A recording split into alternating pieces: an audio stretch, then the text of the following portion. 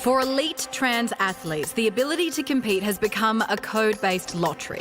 World Athletics has voted to exclude transgender women from female competition. The world governing body of swimming has voted to ban transgender athletes. Transgender basketballer from Melbourne has been blocked from joining a semi-professional women's competition. And even those who are allowed to play often cop hideous abuse. Golfer Brianna Gill facing death threats after winning the Australian Women's Classic earlier this year. There was a few years where I would call it annus horribilis, where I was targeted, bullied and picked on. The Australian Institute of Sport today releasing new guidelines it hopes will create more uniform rules. The recommendations encourage sports to implement policies that lessen discrimination, establish processes for integrity and safety concerns, and enforce strict testosterone thresholds for trans athletes. Testosterone is a major driver of physical performance. When you reduce testosterone, people develop loss of muscle, they have increase in fat, they have a decrease in their blood count. It's going to help trans athletes because it's coming from a scientific viewpoint. I think they get it from a humanity point of view, but also a human rights point of view. Sports that aren't explosive, power-based or aerobic can have a higher testosterone threshold, as long as they lay out the reasons why. After mandating a period of testosterone suppression, I think there also needs to be some case-by-case assessment. There needs to be some nuance given the lack of data that's available. And as for those outright bans on trans athletes, they could actually be a breach of Australia's anti-discrimination laws. I've always said you can't have someone transitioning one day and competing the next, but hopefully one day it's really not an issue and people can just compete and the stigma's gone. But with the new guidelines far from compulsory, will they be enough to silence the debate once and for all? Well, the CEO of the Australian Sports Commission, Kieren Perkins, is behind these new guidelines and joins us now. Kieren, how do you strike the balance between so-called fairness and inclusivity? Look, it's an incredibly complex and difficult thing because there's no single answer for every sport. And so putting together these guidelines, we obviously engaged a very wide and diverse group of people. And not surprisingly, the guidelines therefore give us a really good umbrella framework to be able to have then the right conversations about how each individual sport can approach their own unique background and experience.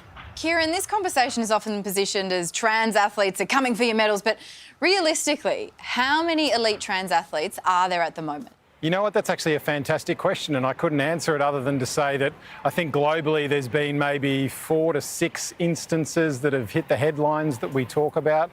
In Australia, I'm aware so far of 2 athletes who have gone through the process of looking to be included. But your point's well made. There's this image that gets put out there. There's some not particularly helpful or appropriate language that gets thrown out about, men coming in to dominate and overtake women's sport.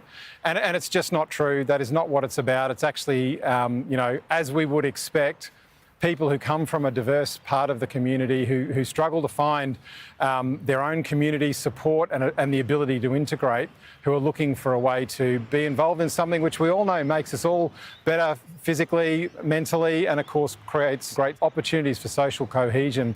Kieren, if you put yourself at odds with World Aquatics and athletics here, it seems to me that your ruling and regulation is not as strong as theirs. Look, we certainly do take a very different view to those 2 organisations which you've mentioned, and it is going to be, one of the more challenging parts of the evolution of this because, of course, the IOC has come out with their guidelines, which, our guidelines align to very nicely.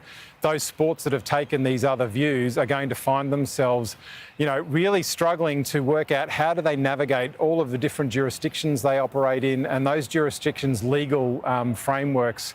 In this country, our guidelines are very clear in pointing out that we need to understand the Sex Discrimination Act and recognise that maybe some of these guidelines that have internationally been imposed don't hold water here legally and wouldn't have a place necessarily for the way that Australia would like to see us operate and manage sport.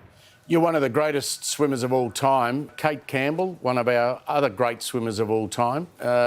these regulations would be at odds with her public statements. I don't want to verbal her, but she's been on this program and she's spoken publicly about not wanting to compete against trans swimmers. I'll frame it that way. What would you say to Kate? Look, I actually completely understand Kate's concerns and the concerns of many female athletes, because let's not forget our female athletes are underrepresented. They're not given the same opportunity as male athletes.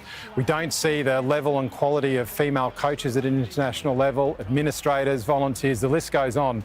So it is completely understandable that people within sport who have fought so hard for so long to get equality compared to their male counterparts, see this as a challenge and a risk for them. What I'd say is let's sit down and have the conversation, talk through the issue, talk through where these guidelines lead us to, and let us assure you that no cisgendered athlete is going to be inadvertently disadvantaged through this, because we do want to provide equality, but we do want to ensure that it is an equitable place for all to compete. Kieren Perkins, thank you so much for joining us. It's an absolute pleasure. Thanks for having me.